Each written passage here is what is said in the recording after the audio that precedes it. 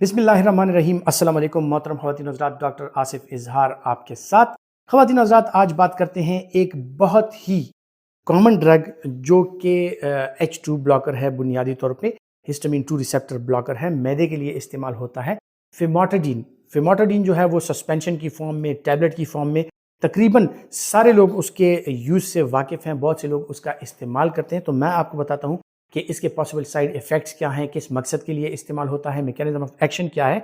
Video आखिर तक देखिए। ख़वातीन हज़रात, जो H2 रिसेप्टर्स हैं ये स्टमक में पाए जाते हैं और H2 रिसेप्टर्स जब एक्टिवेट होते हैं सो इसके साथ स्टमक में जो है तो एक जो एसिड की सिक्रीशन होती है वो जारी हो जाती है।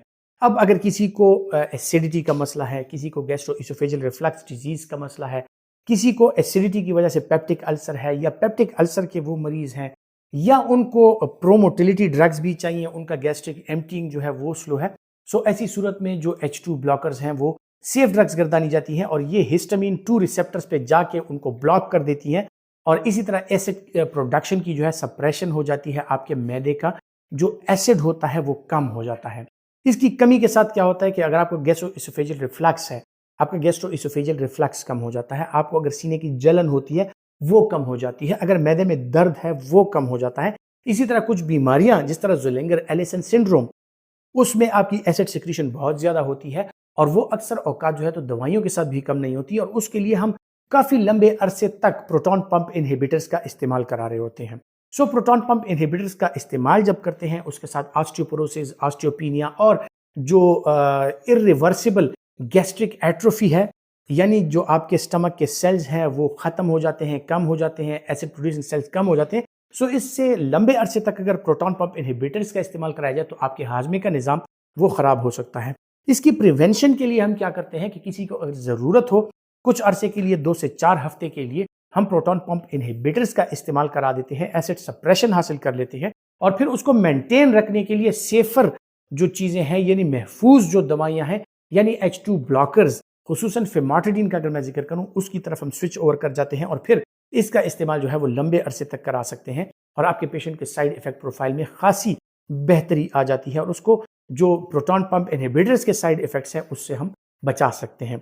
या माइल्ड टू मॉडरेट अगर कोई गैस्ट्राइटिस हो या सिंपल गैस्ट्रोइसोफेजियल रिफ्लक्स हो, उसमें as a first line therapy आप एंटासिड सिरप्स वगैरह का इस्तेमाल कर सकते हैं जिनकी सिस्टमिक एब्जॉर्प्शन ना हो और वो लोकली उसका इफेक्ट स्टमक पे हो। अगर उससे नहीं होता सेकंड स्टेप में जाके आप H2 ब्लॉकर्स यानी फेमोटाडीन इस्तेमाल कर सकते हैं। अगर उसके साथ भी ना हो और या खुदा न खास्ता H पाइलोरी रिलेटेड या उसके अलावा non H pylori related peptic ulcer हो तो उसके लिए फिर आपको डेफिनेटली प्रोटॉन पंप इनहिबिटर्स का इस्तेमाल करना पड़ता है।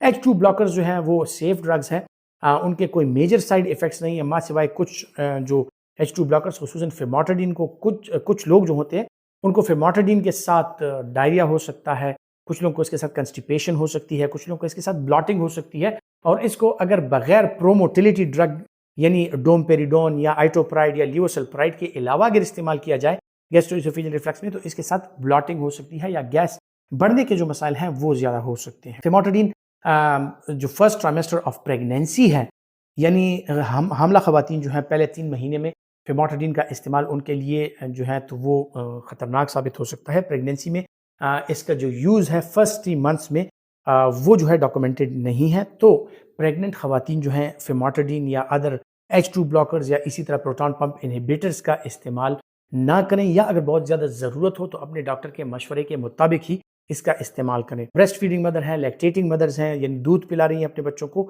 वो बिल्कुल फेमोटाडीन का इस्तेमाल कर सकती हैं।